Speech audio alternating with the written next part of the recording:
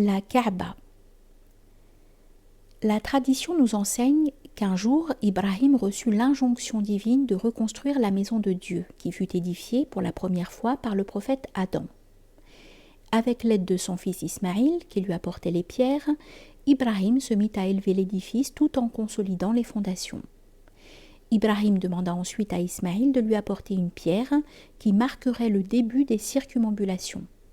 C'est ainsi que l'ange Djibril lui apporta une pierre céleste, originaire du paradis, plus blanche que le lait, avant que son fils n'ait eu le temps d'en apporter une. Quand le bâtiment fut plus élevé que lui, son fils lui apporta une roche comme rehausseur afin de poursuivre la construction. C'est ainsi que le Coran fit de cet emplacement qui contient encore l'empreinte des pieds d'Ibrahim un lieu de prière. Et ils ont adopté la station d'Ibrahim comme lieu de prière. Maqam Ibrahim fait partie des endroits privilégiés pour l'exaucement des prières. À l'origine, cette station était bien plus proche de la Kaaba. Mais pour faciliter le flux des pèlerins autour de la Kaaba, le calife Omar prit la décision de la placer un peu plus en retrait. Tout en œuvrant à l'édification du temple sacré, Ibrahim et Ismaïl imploraient Dieu, Azza wa Jal, d'agréer leur œuvre et de bénir leur descendance. La Kaaba porte l'empreinte de cette invocation dont le parfum spirituel imprègne le cœur de chaque pèlerin qui tourne autour d'elle. Le croyant se souvient notamment, pendant son petit pèlerinage, qu'il est lui-même le fruit de leur prière que le Coran mentionne en ces termes. Et pendant qu'Ibrahim et Ismaïl élevaient les assises de la Kaaba, ils disaient « Seigneur, daigne accepter de nous cet ouvrage. Tu es l'audient, tu es l'omniscient. Seigneur, fais de nous des croyants entièrement soumis à ta volonté et de notre postérité un peuple également soumis à tes lois. Fais-nous connaître les rites que nous devons observer et accepte notre repentir, car tu es celui qui accueille le repentir. Tu es le clément, Seigneur. Envoie-leur un prophète issu d'eux-mêmes, qui leur récitera tes versets, leur enseignera l'écriture et la sagesse, et les purifiera de leurs fausses croyances. Tu es en vérité le puissant, le sage.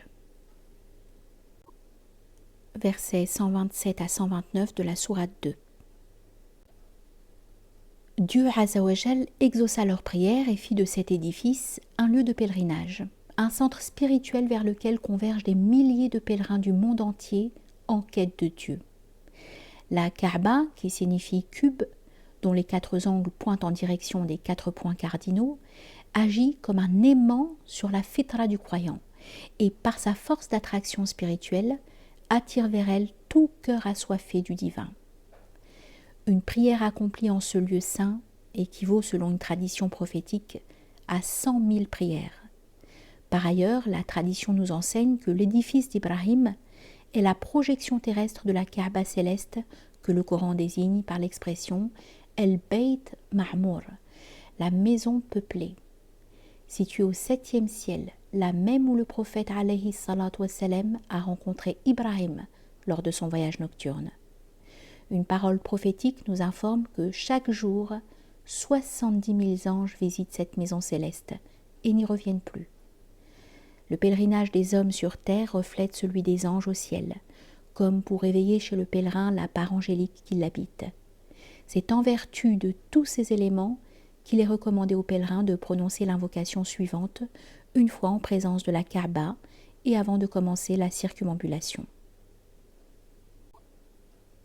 Allahumma zid hadha al-bayta tashrifan wa ta'ziman wa takriman wa mahabbatan wa birran wa zid man sharafahu wa karamahu mimman hajjahu أو اعتماره تشريفا وتكريما وتعظيما وبرا اللهم أنت السلام ومنك السلام حينا ربي بالسلام. Ô mon Seigneur, ajoute à cette demeure dignité, grandeur, vénération et respect, et ajoute à celui qui l'honore et la vénère, parmi ceux qui font le Hajj ou la Umrah, honneur, grandeur, largesse et piété.